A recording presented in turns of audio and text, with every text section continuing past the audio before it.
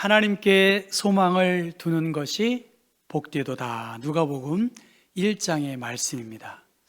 누가복음 1장은 사가랴와 엘리사벳의 탄생에 대한, 그 세례 요한의 탄생에 대한 내용이 먼저 나옵니다. 예수님보다 6개월 먼저 태어났지요. 보시다시피 사가랴와 엘리사벳은 연로한 분입니다. 연로한, 임신하기 어려운, 불임으로 고통 중에 있던 그에게 세례 요한을 출산하도록 하나님께서 은혜를 베풀어 주셨습니다. 오른쪽에는 마리아의 수태고지입니다. 마리아에게 천사가 나타나서 아들을 낳을 것이다 라는, 처녀가 잉태하여 아들을 낳을 것이다. 두 사건 모두 인간의 이해를 뛰어넘는 그러한 성경의 말씀입니다. 특별히 오늘 본문의 말씀은 성탄의 시작을 알리는 중요한 내용입니다. 여러분 한번 누가복음을 한번 찾아보시면 좋겠어요. 누가복음 26절부터 28절 한 번 더 읽어보겠습니다. 여섯째 달에 천사 가브리엘이 하나님의 보내심을 받아 갈릴리 나사렛이란 동네에 가서 다윗의 자손 요셉이라 하는 사람과 약혼한 처녀에게 이르니 그 처녀의 이름은 마리아라. 그에게 들어가 이르되 은혜를 받은 자여 평안할지어다. 주께서 너와 함께 하시는도다 하시니, 지금 마리아는 천사를 통해서 당신은 은혜를 받았습니다 라고 그렇게 이야기합니다.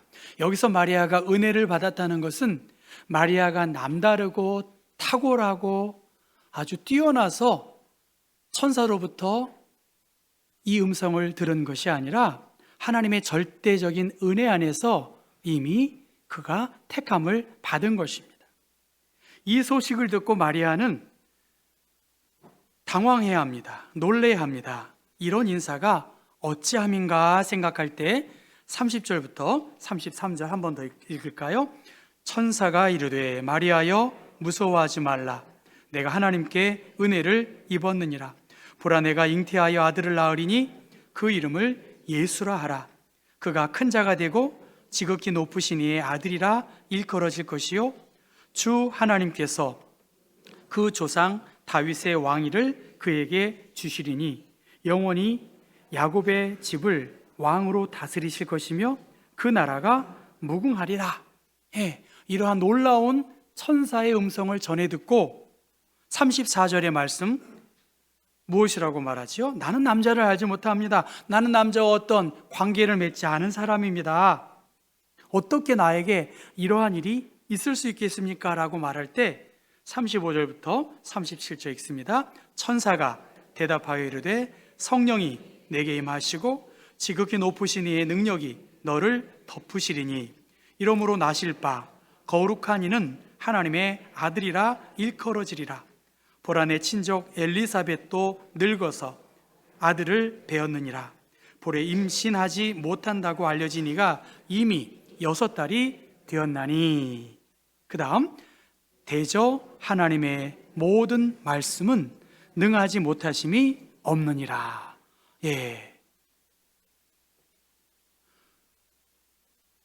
하나님의 모든 말씀은 능하지 못하심이 없다. 이 천사의 선언을 들은 후에 마리아는 어떻게 고백합니까?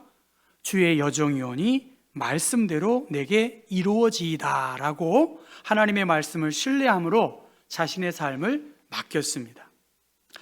처녀가 잉태하여 아들을 낳는다.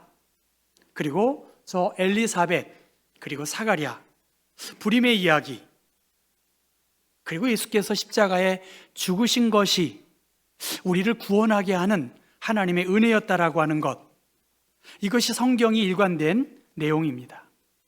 합리적인 생각을 가지고 있는 사람들, 뭔가 설명이 되기 어려운 내용입니다. 하나님의 일하심, 오늘 천사는 선언합니다. 하나님의 모든 말씀은 능하지 못하심이 없느니라. 정말 이 말씀, 특히 수태고지, 이게 어떻게 오늘 우리에게 이해가 될까? 이해되기 어려운 내용들, 받아들이기 어려운 내용들이 성경에는 많이 나와 있습니다. 하나님은 믿기 어려운 그러한 방식으로 하나님의 일들을 행하고 계시지요. 얼마나 많은 정보가 우리 앞에 있습니까? 그런데 거짓 정보도 있고요. 많은 정보 때문에 오히려 믿지 못하는 경우가 있습니다. 증명되지 못하고 그래서 결과가 보이지 않기 때문에 마음이 움직여지지 않는 것이지요. 한 해를 돌아보면서 우리가 처음 기대했던 생각 그리고 현실 사이에 많은 간극이 생깁니다. 성과 중심의 사회 속에서 우리는 끊임없이 비교당하기도 하고 내가 뒤처져 있다라고 하는 압박감을 느끼고 있습니다. 보건복지부 2024년 정신건강 실태를 조사해 보니까 20, 30대의 사람들이 42.6%가 만성적인 스트레스를 호소하고 있다는 거예요. 실패에 대한 두려움, 의미의 상실, 우울감이 우리의 일상에 깊이 자리 잡고 있는 것이죠. 그러니까 20, 30대의 젊은이들 42%니까 거의 절반에 가까운 사람들이 이러한 어려움이 있다는 것이죠. 여러분, 배우 정혜리 씨를 아실 것입니다. 그가 20년 동안 연탄 나눔 운동을 참여했고 홍보대사로 일을 했다는 것이죠. 지금도 하고 있습니다. 그는 병을 얻었고 교통사고를 당하기도 했습니다. 연기 활동을 하면서 도대체 이게 무슨 의미가 있지? 정말 사는 게 뭐지? 이러한 회의감을 갖다가 드라마 촬영지에 갔던 그 보육원 속에서 활동을 이어가서 20년째 연탄 봉사를 통해서 또 홍보 대사를 통해서 큰 봉사라기보다는 그의 삶에 큰 에너지를, 위로를 얻는다고 합니다. 이러한 스트레스, 압박감, 우울감, 정말 위로와 안식, 뭔가 의지하고픈 마음을 갖고 있습니다. 근데 정말 누구를 의지하고 무엇을 의지해야 될까? 시편 146편은 같이 한번 읽어보겠습니다. 귀인들을 의지하지 말며 도울 힘이 없는 인생도 의지하지 말지니 그의 호흡이 끊어지면 흙으로 돌아가서 그날에 그의 생각이 소멸하리로다. 현대사회 제독철학자 한병철 교수는 고통 없는 사회라는 책에서 현대사회는 고통을 제거하는 데 집착한 나머지 오히려 삶의 깊이와 의미를 상실했다고 합니다. 고통은 타인과 연결되는 다리가 되는데 그것을 부정하면 결국 인간성마저 잃어버린다. 그는 고통을 찬양하지는 않지만 다만 고통을 삶에서 완전히 배제하려는 태도가 인간을 공허하게 만든다는 거예요. 과잉보호, 신앙도 마찬가지고요. 왜 어려움이 없겠습니까? 그런데 고통을 제거하는 데 집착하고 어려움을 딛고 나아가지 못하는 것이 오히려 삶을 더 공허하게 만든다는 거예요. 시편 146편은 그래서 귀인들을 의지하지 말아라.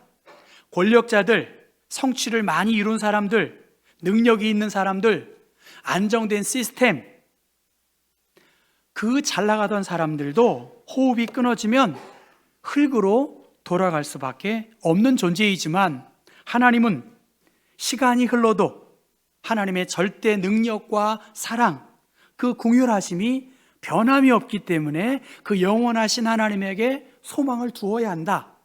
그래서 146편 5절의 말씀 보면 야곱의 하나님을 자기의 도움으로 삼으며 여호와 자기 하나님에게 자기의 소망을 두는 자가 복이 있다는 거예요. 그 하나님은 천지와 바다와 그 가운데 모든 것을 지으시고 다스리시는 분, 억눌린 사람들을 정의롭게 하고 굶주린 자에게 먹을 것을 주시는 분, 이 모든 하나님의 능력을 갖고 계신 그분을 찬송하고 있습니다. 이 하나님이, 이 능력의 하나님, 이 창조의 하나님이 오늘 누가복음의 이야기 속에 있는 마리아의 삶에 들어오신 거예요. 처녀가 잉태하여 아들을 낳을 것이다. 하나님의 성령으로 잉태될 것이다? 인간으로 할 수 없지요. 받아들이기 어렵습니다. 구원의 사건도 또한 마찬가지입니다. 어떻게 구원함을 얻을 수 있겠습니까만 생명을 살리고 생명을 있게 하는 분 하나님에게 있다. 이것이 복음이고 이것이 우리에게 굿뉴스입니다. 하나님이 우리가 해내는 것이 아니라 하나님이 이 모든 일을 이루셨기 때문에 이것이 가능하다는 것이죠. 스테인레스입니다. 스테인레스 글라스. 정경미 작가님이 강화도 멍때림 채플의 작품이에요. 정경미 작가가 누군지 아시죠? 저도 가봤고 제가 찍은 사진입니다. 예배당에 파이프 오르간이 연주가 되고요. 아주 심플합니다. 예배당이. 저 스테인드 글라스, 그 창문을 통해서 그 태양의 여러 변화에 따라서 그 채플실이 정말 오묘한 그 그림을 계속 창조하고 있습니다. 스테인드 글라스는 스스로 빛나지 않습니다. 빛이 들어올 때야 비로소 아름다움을 드러냅니다. 성당의 스테인드 글라스 작가인 김인중 베드로 신부가, 그분도 스테인드 글라스를 만드시는 분인데요, 그분이 저 스테인드 글라스를 제작하면서 이러한 두 가지를 깨달았다고 합니다. 첫째는 어떻게 남자 없이 마리아가 임신이 됐을까? 그 신부님은 이렇게 말합니다. 빛은 유리를 깨지 않으면서 통과한다. 하나님께서 마리아의 몸을 깨뜨리지 아니하시고 생명을 얻게 하셨다. 하나님께서 모든 것이 가능하다는 말씀이 실제로도 가능하다. 성령께서 마리아를 덮으시고 그 안에 생명을 넣어주셨기 때문이다. 그것을 지금 이 성탄의 계절에 한번 여러분 생각해 보셔야 되겠어요. 두 번째, 저 스테인드 글라스는 낮에 빛을 받아야만 제 역할을 하는 것이지 밤에는 어두워서 안 보인다는 거예요. 저 빛, 다른 말로 말하면 하나님의 은총이 없으면 우리는 스테인드 글라스와 같은 존재다. 예수님은 빛으로 오셨기 때문에 그 빛이 우리의 삶을 비추고 그 비춘 삶으로 우리는 빛된 삶을 살 수 있다는 것입니다. 여러분 어떻습니까? 하나님의 은총을 힘입어서 그 빛을 반사하고 드러내는 삶을 살고 계시는지요? 미래학자 존 나이스비트라고 하는 사람은 새로운 밀레니엄에서는 종교는 산소와 같은 것이다 라고 말했습니다. 종교는 산소와 같다는 거예요. 조광호 신부가 그 글을 인용하면서 이렇게 말합니다. 숨가쁘게 달리는 인류에게 산소 공급이 끊기면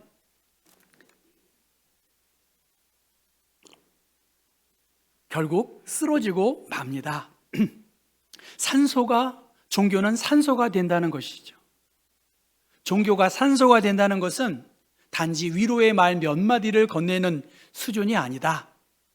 그것은 인간이 인간답게 숨 쉴 수 있도록 돕는 근원적 토양이 되는 것이다.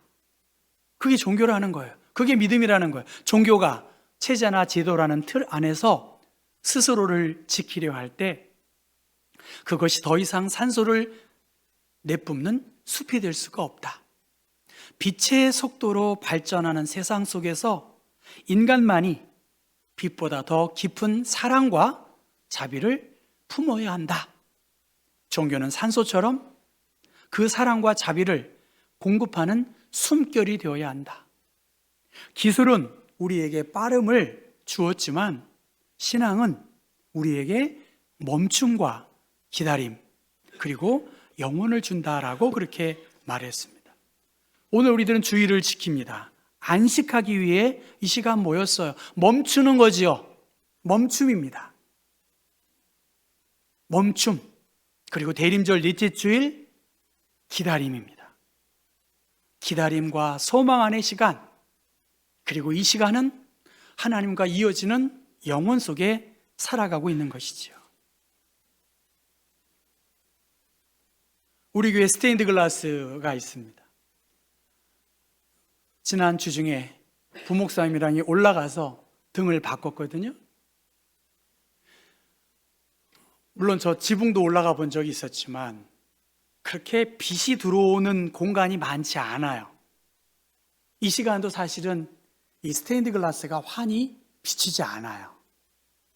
등불을 밝혀놨기 때문에 그나마 빛이 들어오는 것이죠. 그런데 간혹 오후 예배 12시부터 1~2시 사이에 제가 왼쪽에 찍은 사진인데 정말 태양 빛을 받고 환하게 비추는 두 그림을 제가 찍어놨었습니다. 물론 제가 예배당에 앉아 있을 때 시간은 제한되어 있기 때문에 더 많은 빛을 보지는 못했지만 말이죠. 자연의 빛이에요. 오른쪽은 새벽 기도 끝나고 찍은 빛이 저기 스테인드 글라스입니다. 빛이 비추지 않으면 저 라이트가 나가면 차라리 저 스테인드 글라스가 없는 게 나아요. 왜냐하면 여기는 컴컴하거든요. 올라가 봤어요. 청소하지 않으면 아무리 좋은 스테인드 글라스라도 먼지가 가득 차면 빛이 비추겠냐는 거예요. 아무리 훌륭한 스테인드 글라스라도 저 전기가 연결되지 않으면 최소한 저 오른쪽의 빛처럼 비칠 수가 없는 것이겠죠. 하나님의 성령님이 마리아에게 강력하게 임하는 역사, 너희는 은혜를 받은 자다. 그것은 마리아, 오늘 우리 또한 하나님의 은혜를 받은 사람인 줄로 믿습니다. 여러분 모두 은혜 받은 사람인가요? 마리아는 은혜를 받은 자다. 주님이 함께 하신다. 이 말씀을 믿고 주의 종이오니 말씀대로 이루어지기를 바라는 그러한 신앙의 고백을 했습니다. 첫 번째, 하나님의 성령께서 강력하게 우리의 마음을 비춰주시기를 주님의 이름으로 축원합니다. 또 두 번째, 그 성령님이 나에게 터치해 주시지 않아 마음이 청결한 자가 복이 있다고 말씀하셨잖아요. 스테인드 글라스와 같은 저 유리를 어떻게 해야 될까요? 청소해야 되겠지요. 묵은 때를 청소해야 되겠지요. 전기가 끊어졌어요. 담화가 나갔어요. 어떻게 해야 될까요? 교환해야 돼요. 우리의 마음이 빛이 비추어질 수 있도록 인간적인 수고와 노력, 그것은 우리가 해야 할 일이고, 하나님의 강력한 성령의 빛을 비추어 주시는 것은 하나님의 행하실 일입니다. 멈춤, 그리고 기다림, 그리고 영원한 안식을 우리는 이 예배 가운데, 신앙생활 가운데 힘입어야 되겠고, 특별히 하나님의 은총이, 하나님의 성령님이 우리에게 말씀을 주시고 깨닫게 하시고 진리 가운데 인도해야 믿음 생활을 온전하게 하는 것이죠. 시편 146편부터 150편은 5편인데 할렐루야로 시작해서 할렐루야로 마칩니다. 그러니까 10번에 걸쳐서 146편부터 150편까지 10번의 할렐루야, 완전한 할렐루야를 끝으로 시편은 마감이 됩니다. 여호와를 찬양하는 것, 그것이 우리의 신앙의 시작이고, 여호와를 찬양하는 것, 그것이 우리 신앙의 마침입니다. 그래서 할렐루야, 내 영혼아 여호와를 찬양하라, 그렇게 시작했고요. 10절 마지막 절에 시온아, 여호와는 영원히 다스리시고 내 하나님은 대대로 통치하시리로다 하고 할렐루야로 마칩니다. 오늘 말씀의 제목이 여호와께, 하나님께 소망을 두는 자가 복이 있다고 했습니다. 문제가 없는 사람이 복 받은 것이 아니라 늘 어려움 속에 있지만 복 있는 사람은 하나님을 자기의 도움으로 삼고 하나님께 소망을 두는 사람, 천사의 음성을 듣고 두렵고 어려움이 있지만 은혜를 받은 자여 평안할지어다. 하나님의 모든 말씀은 능하지 못하심이 없다. 그 하나님의 성령님께 그 말씀에 사로잡힌 바 된 그 마리아, 그 말씀을 의지하고 순종하는 모든 사람은 복받은 사람이에요. 그들은 바로 두려움과 경이로움 속에서 성탄의 기쁨을 경험했습니다. 사랑하는 성도 여러분, 흙으로 돌아갈 수밖에 없는 인생들이에요. 하나님의 절대 은총, 성령의 능력 외에는 우리의 인생에 피난처는 없어요. 빛으로 오신 주님, 생명으로 오신 주님이 여러분의 마음을 이렇게 비추고 계세요. 그 빛을 우리가 마음을 열고 받아들이고 영접해야 합니다. 여호와 자기 하나님에게 소망을 두는 자는 복이 있도다. 하나님의 전적인 은혜로 우리는 복받은 사람, 그 은총 안에, 그 은총을 힘입어 주님과 동행하며 하나님의 도움을 받고 하나님께 소망을 두는 그러한 사람들입니다. 지금도 하나님께서는 빛 가운데로, 은총 안에, 말씀 안에 성령으로 우리를 초대하셨어요. 숨가쁘게 달려온 지난 시간이었습니다. 짐을 지고 있는 짐이 너무 무겁습니다. 견디기 어렵습니다. 다른 사람과 비교해서 이렇다 할 성과를 내기도 어렵습니다. 그런데 더 자세히 살펴보면 이미 승부가 판결 난 거예요. 나와 전혀 다른 조건과 환경 속에서 준비된 사람들 이길 수밖에 없고 잘 될 수밖에 없는 것이죠. 힘들 수밖에 없는 현실이에요. 그 가운데에서 주님은 멈춰라. 그리고 하나님의 성령님을 기다려봐라. 영원하신 주님을 더욱 의지하는 기회로 삼아야 되지 않겠느냐. 이렇게 좌절하고 실망하고 낙심하고 지쳐있는 그러한 우리를 위해서 하나님께서는 예수 그리스도를 이 땅에 보내주셨고 예수 안에 생명과 소망, 산소 같은 하나님의 사랑이 그 가운데 있는 것이죠. 하나님에게 자기의 소망을 두는 사람 복이 있다. 저 밑에 잘 안 보이시지만 모두가 기다리고 있었다. 여러분, 빛, 위로, 소망 기다리고 계신가요? 메시아를, 희망을, 빛을 모든 사람들이 기다리고 있어요. 마리아도 기다렸고 사가랴와 엘리사벳도 기다렸고 우리 모두가 하나님을 소망하며 기다리고 있습니다. 하늘만 바라보면서 기다려야 할까요? 저 스테인드 글라스를 누군가 청소해야 돼요. 우리의 병든 마음 고쳐야 되겠지요. 전구를 고쳐야지요. 그래야 근근히 저 정도의 빛도 나오는 것이죠. 하나님의 은총의 빛으로 말미암아 성탄의 큰 기쁨 가운데 맞이하시고 하나님의 은혜 안에서 이 기쁨을 누군가에게 전해주는 복된 여러분 되시기를 주님의 이름으로 축원합니다.